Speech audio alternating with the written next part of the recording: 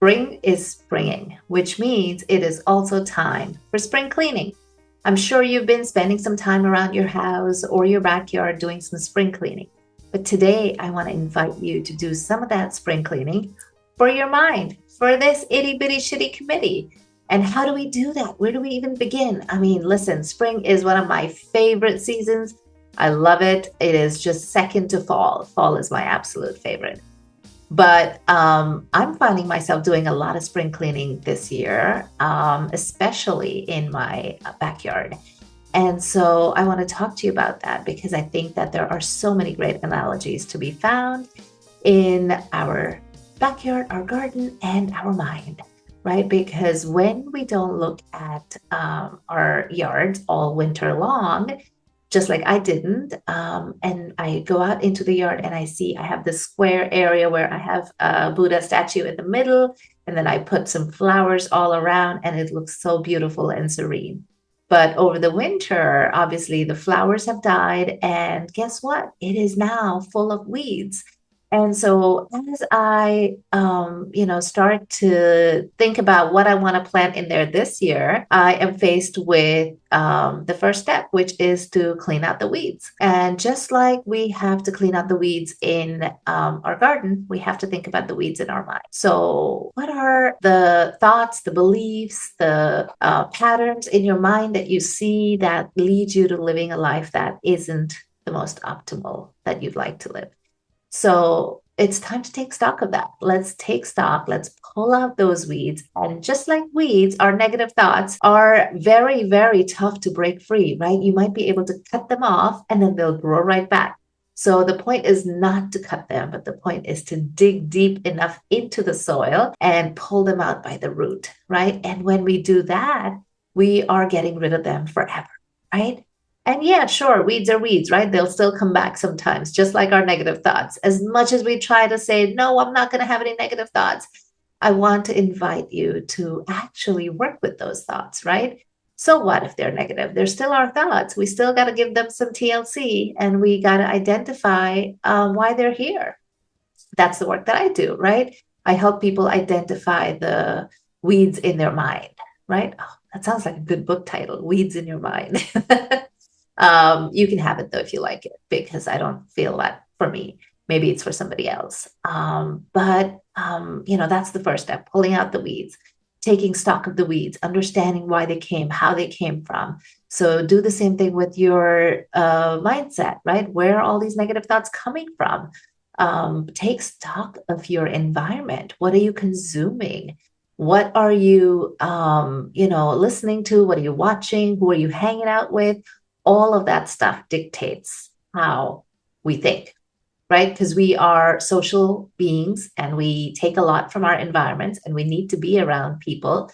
But sometimes we get caught into these circles of toxicity, and that just creates more negative thoughts. So take stock of your environment, pull out those weeds. Listen, it's hard work. It's not easy getting to the bottom of that weed. I mean, I did some of that work yesterday and it is not easy. I'll tell you, like, you got to really use some tools to get in there, dig a little deep, and then get to that root, right? Even then, you might leave a piece there and it might grow back. But that's okay. That's where we give ourselves grace, right? That I'm trying to get rid of my negative thoughts. I'm trying to work with them. I'm trying to release them and not just trying to suppress them, right? Because we don't want toxic positivity where we're suppressing all of our negative thoughts, but we want to actually get to the bottom of it, right? Uncover where they came from, why they came. This is the deep inner work that is going to help you get rid of those weeds for good. So now that you've got the weeds out and you've pulled out all the other growth that has happened over there, now you have a clear blank slate to put in whatever you want, right? And when you decide that you are going to nurture something in your mind, you will only choose the best of the best, right? Like I'm deciding what kind of flowers I'll put in my flower bed. And I'm trying to think, what colors do I want? What flowers are speaking to me? Which ones are inspiring me? And I know for a fact that daisies are on the top of that list because I put some daisies last year and they did amazing, right? And they brought me so much joy and so much peace. The others that I put in there, I didn't love so much. I tried them, but I think I'm going to try some different ones this year. So, the beauty of this garden in your mind is that you get to choose who you get influenced by, who you hang out with, who you need to let go of, and what situations are you constantly attracting, and how you can probably, bring some new situations into your life, bring in some new people into your life. And it's sometimes the decision that we make to bring some new positive influence in our life is so powerful, and we forget the power of that decision. So I want to invite you to make some decisions that will help you bring in some positivity, bring in some light. I know for me, mantras and chants have become a big thing this year.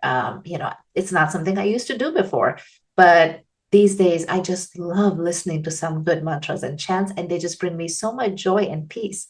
So find what brings you joy. I know that meditation has become such a deeper practice for me over the years. It didn't used to be, right? So I started slowly, I did it when I could.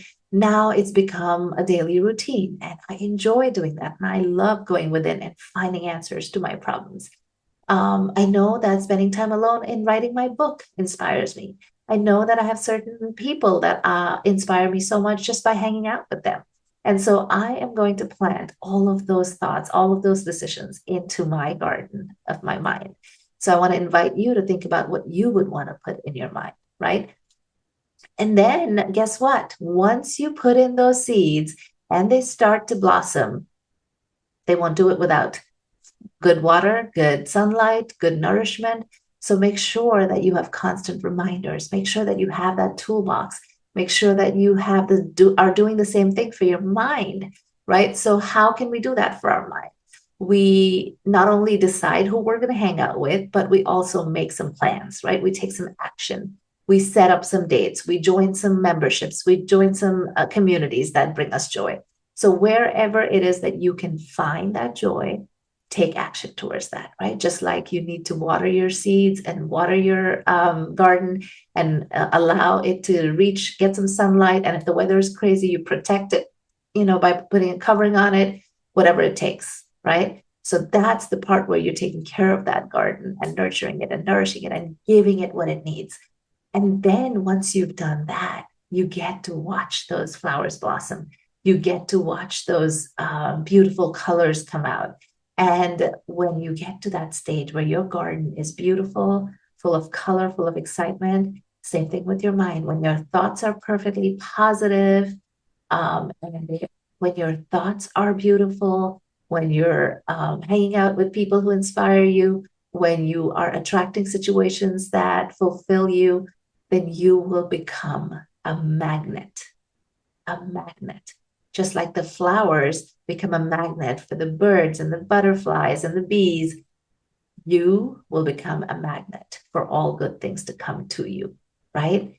And when I kind of got this analogy in my meditation the other day, I knew I had to share it with you guys. Isn't it such a beautiful thought to know that my mind can create this garden that will just attract amazing people to me, amazing opportunities to me, amazing experiences to me? And if only we understood how deep the impact of our thoughts, our words, our actions is.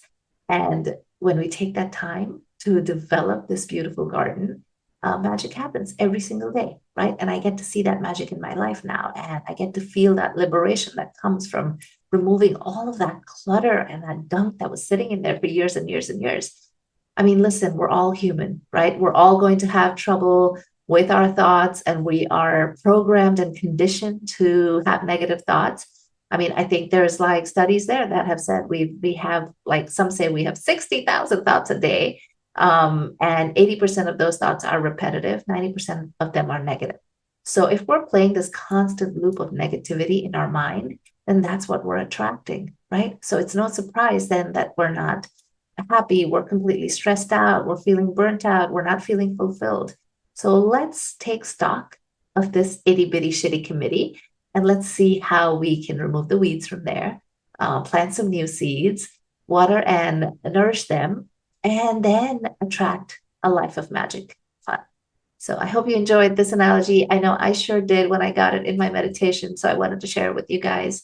Let me know what you think. And please, let's connect on Substack if you haven't already. I plan to go live there a few more times and share some more insights from my intuitive life. All right. Thank you.